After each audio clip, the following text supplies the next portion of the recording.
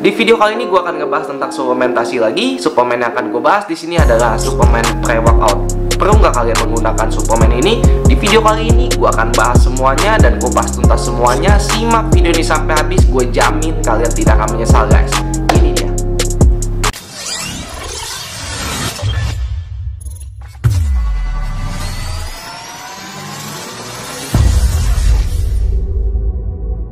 Mungkin banyak dari kalian udah pernah dengar tentang suplemen pre-workout, udah pernah pakai juga. Tapi alangkah lebih baiknya, selalu gue bilang di video-video gue sebelumnya, ketika gue ngebahas tentang suplementasi, kalian kalau mau membeli suplemen itu atau memakai suplemen tertentu, alangkah lebih baiknya kalian mengenali dulu suplemen itu isinya apa aja, manfaatnya untuk apa, apakah kalian butuh atau enggak, kalian harus mengenali dulu. Jadi jangan sampai buang duit kalian doang gitu, tapi kalian nggak menerima hasilnya gitu loh.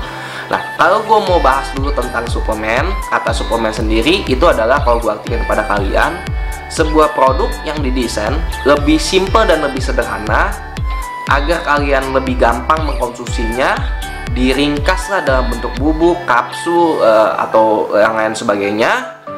Nah, suplemen sendiri adalah salah satu makanan tambahan, makanan pengganti untuk menutupi kekurangan-kekurangan nutrisi dari makanan real food kalian atau makanan yang kalian makan sehari-hari. Apabila kalian bisa mencukupi kebutuhan nutrisi kalian dari makanan sehari-hari kalian, penggunaan suplemen tidak diharuskan, gitu kan? Karena rata-rata di suplemen itu adalah bahan-bahannya adalah bahan-bahan yang ada di makanan sehari-hari kalian, gitu ya. Sekarang kita akan membahas tentang pre-workout. Pre-workout sendiri adalah suplemen yang diminum sebelum latihan, makanya namanya pre-workout. Nah, 30-60 menit sebelum latihan biasanya. Ya, pre-workout sendiri fungsinya untuk meningkatkan semangat kalian, power kalian, mood booster kalian, konsentrasi kalian. Terus kalian juga nggak mudah lelah pada saat kalian latihan atau kehabisan tenaga.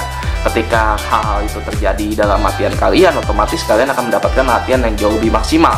Latihan yang jauh lebih maksimal akan membawa kalian ke progres yang jauh lebih baik. Itulah fungsi dan tujuan utama dari pre-workout. Kalian harus pahami dulu. Nah, sekarang kita masuk yang ke selanjutnya. Yang menarik di sini kalau kita bahas tentang pre-workout, produk A, produk B, produk C, ya itu nggak akan ada habisnya karena kandungannya juga bervariatif ya.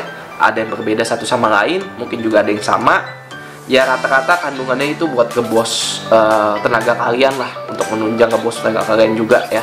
Dia kombinasiin sama ini, sama ini, sama ini, sama ini. Ya tujuannya sama, untuk ngebos tenaga kalian. Kalau kita bahas satu persatu kandungannya itu banyak banget, gak akan habis satu video ini.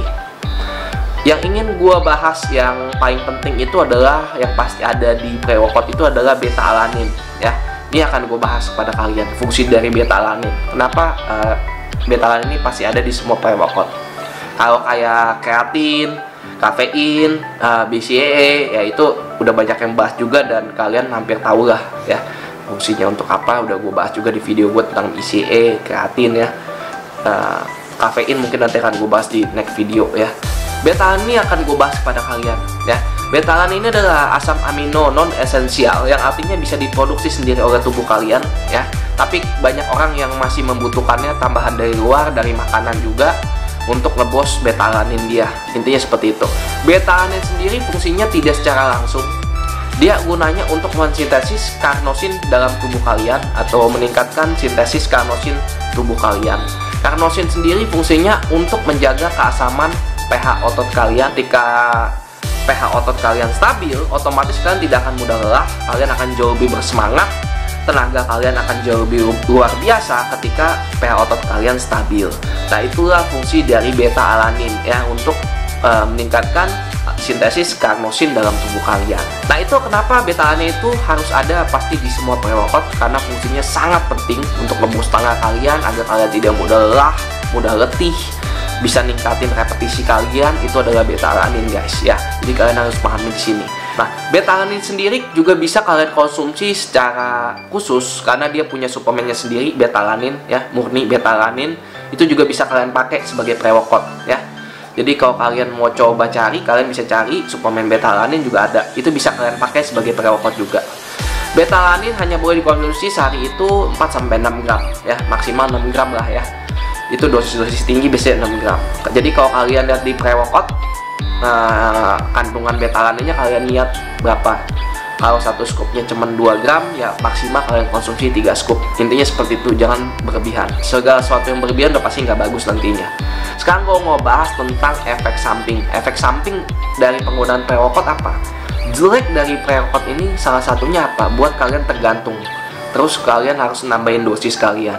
Ini yang banyak orang alami di luar sana, termasuk gue pribadi yang pernah gue coba. Ketika gue pakai misalnya dosis gue 2 scoop, 2 minggu kemudian atau 3 minggu kemudian gue tidak merasakan efek apapun lagi gitu. Nggak buat badan gue semangat, nggak buat power gue meningkat lagi, karena mungkin badan gue juga udah beradaptasi dan manja. Jadi ya mau nggak mau gue harus tingkatin dosisnya jadi 3 scoop gue minum sebelum latihan. Ketika 3 scoop, berapa bulan kemudian kok nggak ada rasa ya, nggak ada rasa lagi, ya adanya gue harus tambahin scoop lagi jadi 4 scoop sebelum latihan. Begitu seterusnya, yang adanya gue overdose ya. Overdose yang adanya apa? Beta anin berlebihan, kesemutan otot, gangguan saraf, terus pencernaan gue keganggu, diare, terus bisa juga mungkin kalian mendapatkan sesak napas ya. Sesak napas, pusing, mual, susah tidur, gelisah. Nah, itu efek-efek samping dari penggunaan pre-workout. Jadi kalau bisa, saran dari gue pribadi, kalau bisa jangan pernah gunain pre-workout. Masih banyak cara alami atau dari makanan sehari untuk ngeboost tenaga kalian. Nggak perlulah kalian menggunakan pre-workout. Gue pun sampai sekarang udah nggak pernah menggunakan pre-workout selama udah 3 tahun. Bener-bener semuanya dari alami. Gue makan sebelum latihan, cukupi karbohidrat gue, tapi jangan berlebihan. Cukup aja makan karbohidrat. Gue bisa bantu juga dengan kopi sebelum latihan. Itu banyak banget caranya. Minum whey protein sebelum latihan juga bisa ngebantu ngeboost tenaga kalian. Masih banyak cara-cara alami untuk ngeboost tenaga kalian. Kalau bisa jangan pernah gunain pre-workout. Itu saran dari gue. Terserah kalian mau ikutin mau enggak, tapi saran gue jangan gunain pre-workout guys. Selain harganya makin mahal, bikin dompet kalian tipis, lama-lama ya itu yang akan terjadi dalam diri kalian. Gue nggak mau ngomong lagi panjang lebar, kalian lah yang nanti bisa lihat sendiri kalau nggak percaya. Mungkin sampai sini ke video gue kali ini. Pesan di video gue kali ini kepada kalian adalah jangan mudah tertarik sama iklan guys ya, karena iklan dibuat semenarik dan seheboh mungkin agar kalian beli. Ketika kalian beli ya otomatis dia untung. Intinya seperti itu ya, kalian paham di sini. Alangkah lebih baiknya kalian kenali dulu produk yang ingin kalian beli, yang ingin kalian konsumsi, fungsinya untuk apa, kalian butuh apa enggak. Karena setiap orang, ingat sekali lagi, berbeda satu sama lain. Mungkin si A butuh produk ini, suplemen ini, mungkin kalian nggak butuh. Mungkin kalian butuh, mungkin si A nggak butuh. Seperti itu. Jangan juga tertarik sama brand-brand ambasador, atlet-atlet yang mungkin menggiurkan, promoin produk ini, buat ini. Mungkin aja kalian belum butuh guys ya. Intinya seperti itu. Karena mereka dikontak untuk nge-up penjualan. Kalau penjualannya turun ya kontak mereka nggak diperpanjang. Tamat sampai situ. Intinya seperti itu ya. Yang bisa nentuin adalah diri kalian sendiri. Lebih bijakkah menggunakan uang kalian agar uang kalian bisa membawakan manfaat untuk diri kalian. Seperti itu guys. Bye-bye.